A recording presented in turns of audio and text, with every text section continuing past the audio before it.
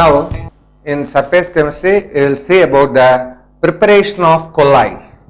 So, we are aware that colloids are the intermediates between heavier suspensions and lighter solutions.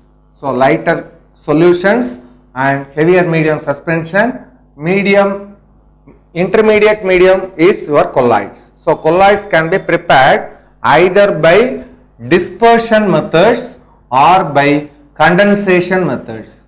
Condensation means lighter particles are condensed to get heavier particles, namely in the range of colloidal range, that is called condensation method.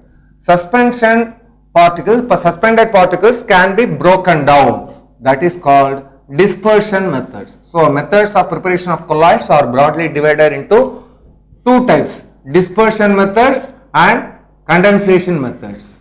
So, dispersion methods, heavier particles are broken to colloidal particles. Condensation methods, lighter particles are united to get colloidal. So, dispersion methods in turn can be physical or chemical.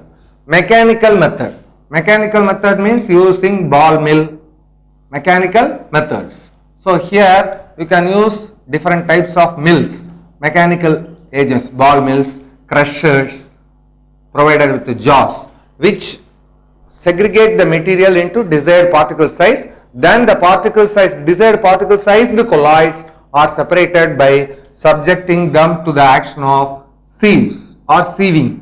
Sieving is separation by passing through some mesh, so that the particles higher than the pore size will be retained on the sieve bed, whereas particles of the colloids will be coming out of the sieve. So, sieving, this is a supplemental method. First, it has to be crushed either by using ball mills or crushers. The crushed particles can be subjected to the action of sieves. That is one method of mechanical method of disintegration to get colloids. So, for example, if you want to, we are having silica particles can be broken down.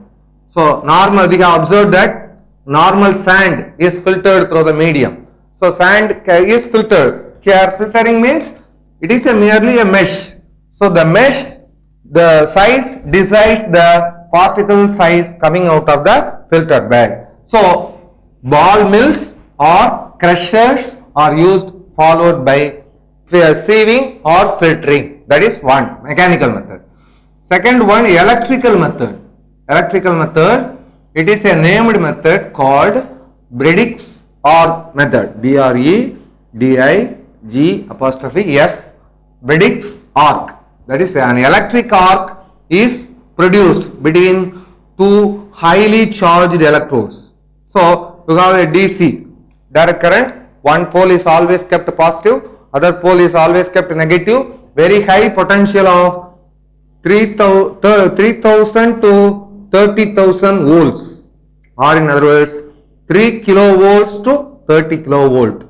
So, high potential is applied, whereby the heavier particles are settled at a particular electrode. You will see what is the principle behind this separation is that the colloidal particles are characterized by charge.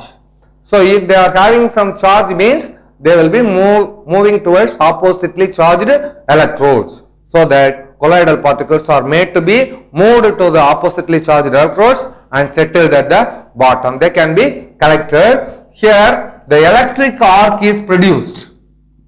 It was developed by Briggs. So, it is called Briggs electric arc method or merely Briggs arc method. Method involves application of high tension DC, HT direct current, high tension direct current of the order of 3 kilovolt to 30 kilovolt potential range, whereby the heavier particles are broken down and settled at the particular electrode. They can be collected. So, these are the physical methods. Now, chemical methods. So, these two are physical method. Chemical method can be in any type, either condensation or dispersion. So, chemical method are of two types, depending upon the type of reaction. Now, we will see the methods of preparation of colloids by chemical means. Important method: hydrolysis, oxidation, double decomposition. So these are the different types of reactions. Double decomposition. Even fourth one, solvent exchange. Solvent exchange. Four important methods by chemical, using the chemical, but first three methods involve actually the chemical reactions, whereas third method does not involve chemical reaction. It allows only the mixing up with some chemicals. For example, what is meant by solvent exchange method? Easy to remember. It is also considered as a physical method, because if you have sulfur colloid, we want colloidal sulfur or sulfur colloid, if we want, means the sulfur is first dissolved in a solvent called carbon disulfide. We know that CO2 is carbon dioxide. Similarly, CS2 is carbon disulfide. So carbon disulfide is a liquid. So it will dissolve sulfur. Sulfur is a solid. It is a heavy particle. So heavy sulfur particles are forcefully dissolved in a solvent, liquid solvent, namely carbon disulfide. Now you have a solution of sulfur in carbon disulfide. Into this, if you add water, we have now a mixture of water and carbon disulfide. Water and carbon disulfide. They are said to be immiscible. Immiscible means they are not mixing together one another. So if you mix these two, you can observe two layers. One is water layer or aqueous layer. Another one is carbon disulfide layer. Now the sulfur present in carbon disulfide will come to water in the form of colloids. So it can be separated as colloids. Water layer can be decanted. Water layer can be decanted or by just tilting. Here there is no reaction between sulfur and carbon disulfide, or sulfur and water, or there is no reaction between water and carbon disulfide. None of the components chemically react. Here only exchange of solvent, that is the solvent CS2 is exchanged with water with the common sulfur in solute. This is called solvent exchange method. Now hydrolysis method. Hydrolysis method means hydrolysis means lysis means decomposition, hydro means water, decomposition by water. Here water is represented as HOH, H2O is represented as HOH. Generally this ferric chloride is dissolved in water. Actually we are not causing hydrolysis, we are dissolving in them in water. If it is dissolved in water, ferric chloride is present in small amount as salt. Water is present in large amount as solvent. So our aim is to dissolve, but it will not dissolve because it will react with the ferric chloride will react with the water, forming ferric hydroxide, and 3 moles of HCl go into solution, hydrochloric acid. This ferric hydroxide is called gelatinous precipitate. Gelatinous precipitate. This gelatinous precipitate is nothing but colloidal ferric hydroxide. Gelatinous means like a gel. Normal fibrous structures or semi-solid structures. They are not strictly solid, neither solid nor liquid. They assume intermediate between solid and liquid. That is the state of colloids. So the salts such as colloids such as ferric chloride can be converted to ferric hydroxide. Yeah, all gelatinous precipitate. Similarly, aluminum chloride, it will be converted to aluminum hydroxide. It is a gelatinous precipitate by the same water. So zinc chloride, zinc hydroxide, any chlorides, but here we have to see metal chlorides, not all metal chlorides. First two types of chlorides, sodium chloride, potassium chloride, these are called alkali metal chlorides. They will be soluble in water, they will not be decomposed by water. It is not possible to get sodium hydroxide colloid by this method. Only by D block elements their salts can be better. So P and D block elements, their compounds can be better observed by this method. So second method is oxidation. So oxidation means here you start with the oxidation concept can be defined in 3 different ways. Addition of oxygen, removal of hydrogen, or removal of electron. So if you consider hydrogen sulfide is converted to sulfur. Hydrogen sulfide contains hydrogen. Now we have removed hydrogen from sulfur. So it is an oxidation process. It is an oxidation process. Oxidation of hydrogen sulfide is a gas, or to a maximum you can have it in liquid form. If it is dissolved in ammonia or water, it will form liquid. But if it is hydrogen sulfide, if it is oxidized, oxidation means loss of hydrogen. It loses hydrogen, forms sulfur colloid as a solid. So this downward arrow denotes precipitate, or which separates as a solid, colloidal solid. So some of the compounds, these can be obtained by this oxidation method. We have discussed about Brady's arc method. Brady's arc method will be useful for which type of colloids?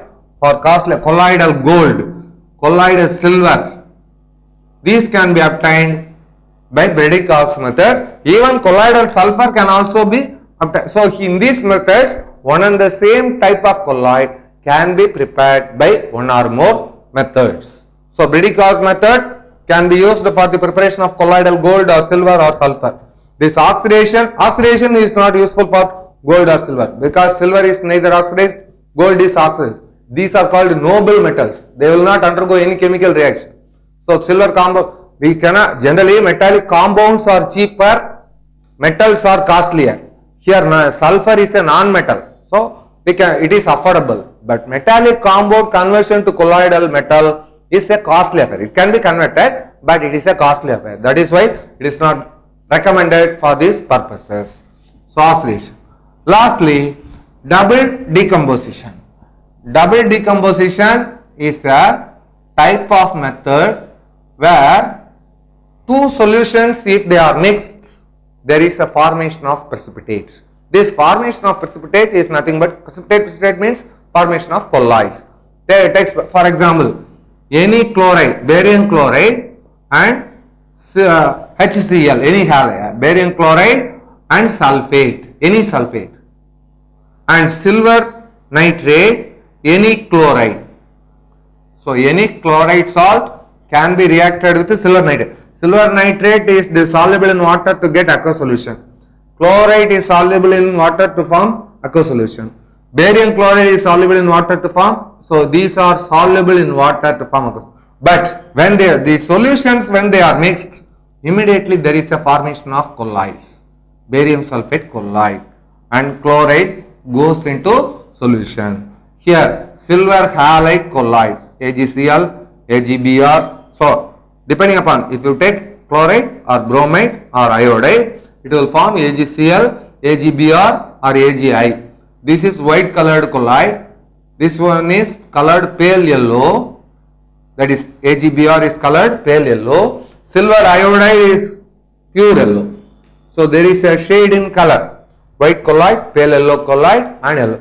So silver halides are generally used in photography. So in the photography, we will study about coordination compounds later. So the formation of negatives is made use of only with silver halides. And silver halides are also useful in achieving artificial rain. So even in the application of colloids, later we can study these aspects. Introduction of artificial clouds, rains. So they will splash silver halides into the atmosphere. Silver halide is a reasonably costly chemical that will be splashed into the atmosphere. Due to reactions, it will trigger raining. That is to be noted. So these are some of the important methods of preparation of colloids. So colloids are prepared either by dispersing the heavier coarse particle or by condensing the lighter fine particles. Now we will see some important aspects on the properties of colloids. Now the properties of colloids are classified into three types.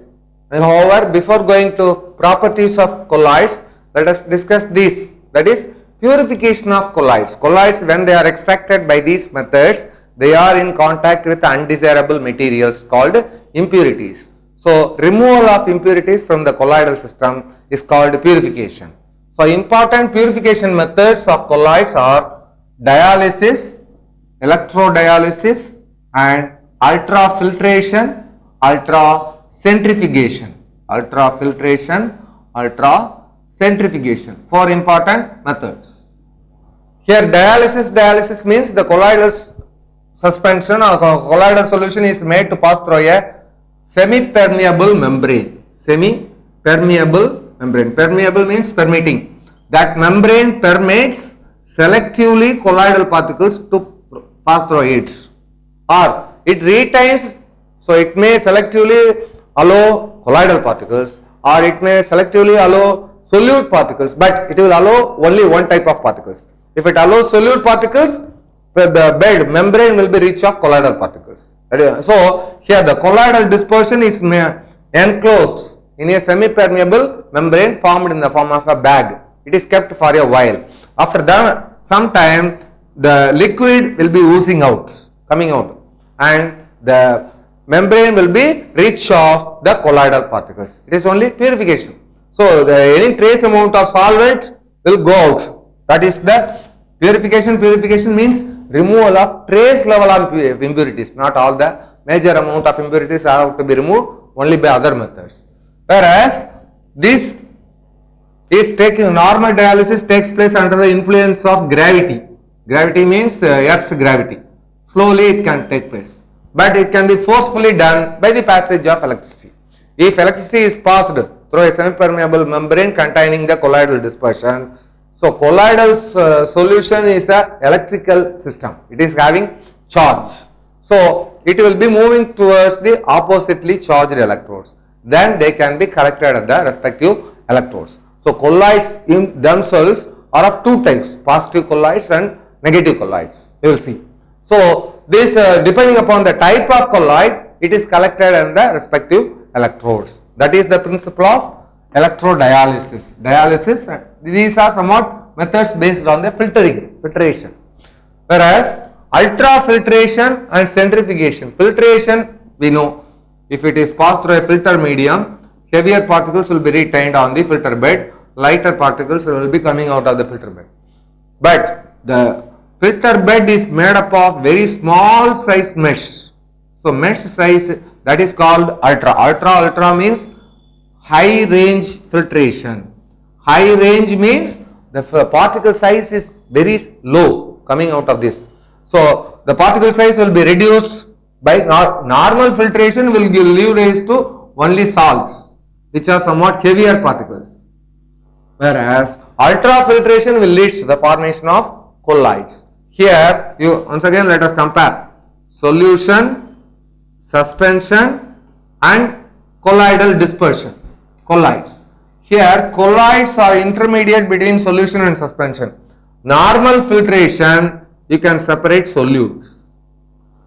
Whereas ultrafiltration, you can separate colloids. So ultrafiltration separates colloids, normal filtration separates only solutes. No filtration necessary for suspension.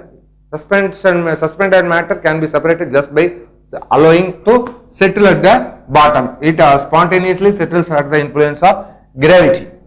Last method of purification is ultracentrifugation. Ultracentrifugation. It is based on the type of force. When you consider a circular motion of a particle, two types of forces act on the circular motion of a particle. One type of force acting towards the center, that is called the centripetal force. Whereas other type of force acts away from the center. This is called centrifugal force. Centripetal force and centrifugal force. This centrifugation is predominantly using the centrifugal force. Here the colloidal system is subjected to the whirling action. Whirling. So whirlpool, we tell, washing machine. Whirling means rotating at a faster rate. Pool, storage of water.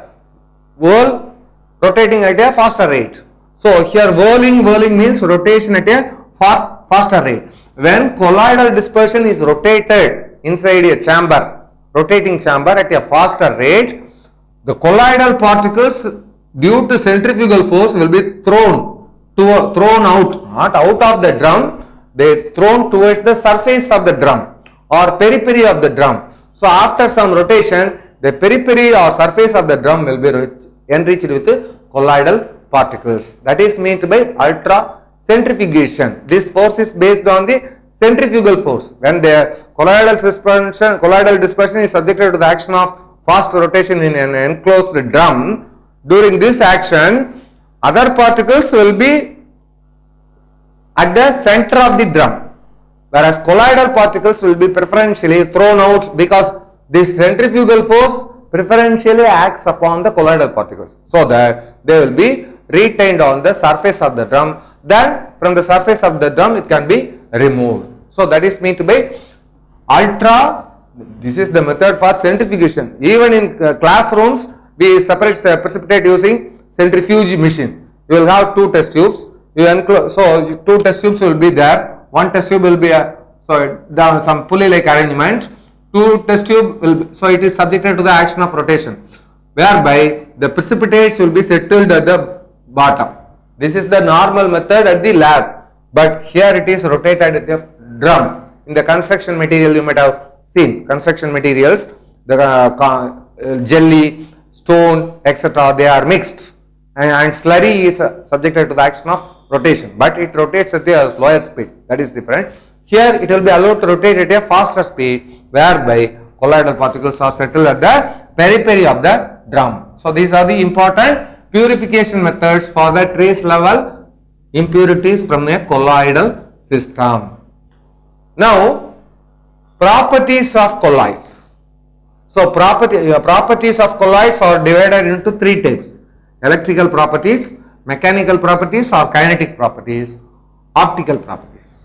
Electrical properties based on the electrical charge on the colloids. The properties, the reason for the electrical property of a colloidal system is its charge, electrical charge. So colloidal system is charged. Colloids are broadly divided into two types: positive colloids and negative colloids. Positive colloids and, for example, FeOH thrice we have seen. So OH is highly alkaline. Metal is not so acidic. It is a negative colloid. So sulfur may be positive colloid. Gold may be, metals can be positive colloid because they form metallic cations. Metals can directly obtained as positive colloids. So some colloids are positive, some colloids are negative. What is meant by positive colloid and negative colloid? Each colloid is associated with some charge. So positive colloids, major proportion is positively charged species. But you cannot have two positively charged species adjacent because like charges will repel each other. In between positive charges there will be a negative charge. But proportion of negative charge is less, that's all. Major proportion is higher, positive colloids for positive charge, for positive colloids. So colloids are of two types. So colloids are associated with the electrical charge. Colloidal system consists of two phases we have seen: dispersed phase and dispersion medium. Dispersion medium. So dispersed phase has positive charge, means dispersion medium will have negative charge. Dispersed phase has negative charge, means dispersion medium will have positive charge. So the charges on the dispersed phase and dispersion medium are opposite to one another. As a whole, colloidal system is electrically neutral. Because of the charge of the system, important properties, electrical properties. First one, electrophoresis. Electrophoresis. Second one, electroosmosis. Electrophoresis, electroosmosis. Third one, electrical double layer. Electrical double layer. So formation of double layer. So three important properties of colloids based on the charge on the colloids: electrophoresis, electroosmosis, these two are movement, phenomena of movement, whereas this one is a formation of stationary layer. For example, if you have a colloid, This we have seen that colloids have positive charges as well as negative charges. So negative in this fashion. So all the positive charges will form a layer. All the negative charges will form a layer. So there are two layers. This layer is formed due to the electrical charge. So this is called electrical double layer. Electrical double layer. So electrical double layer means formation of layer of one charge, alternative layer of opposite charges. This is a stationary phenomenon. So it is called electrical double layer. Whereas these are movement, phenomena of movement. Means that phoresis means, electrophoresis is the, if we tell the definition of one, other definition you can yourself write. Electrophoresis is defined as the relative movement of dispersed phase under the influence of electric field. Whereas this is electrophoresis. So electrophoresis can be defined as the relative movement of dispersed phase under the influence of electric field. Whereas electroosmosis is the similar phenomenon, is defined as the relative movement of dispersion medium under the influence of electric field. So only this phrase, the phenomena change. Both are relative movement under the influence of electric field. If dispersed phase moves, that is called electrophoresis. If dispersion medium moves, electroosmosis. Dispersion medium is generally present in larger proportion. It is a liquid. We know about osmosis. Osmosis is a flow of solvent molecules. Here also solvent component is dispersion medium. Flow of particles of dispersion medium, but under the influence of electric field. That is why it is called electroosmosis. So electrophoresis and electroosmosis. Next is the kinetic property or mechanical properties is Brownian movement. Brownian movement. This is also a movement phenomenon, but in the absence of electric field. That is why it is separately discussed. Brownian movement is the phenomenon of random movement of colloidal particles. Random movement of colloidal particles is called Brownian movement. Normal example for Brownian movement, when we keep our windows open, a beam of light you can observe coming into the room. In the beam of light we can see number of particles flowing. So in the beam of light, number of dust particles will be flowing. It is nothing but dust particles are colloidal particles. Dirt particles are dispersed in air. Dust particles, dirt particles, these are colloidal particles. They are in constant motion. So natural example of Brownian movement is the beam of light through a window from a sunlight. Beam of sunlight through a window, you can observe number of particles rotating. We cannot arrest them and pick them even or touch them even. They will be in constant. We cannot predict their movement. That is why it is called random motion.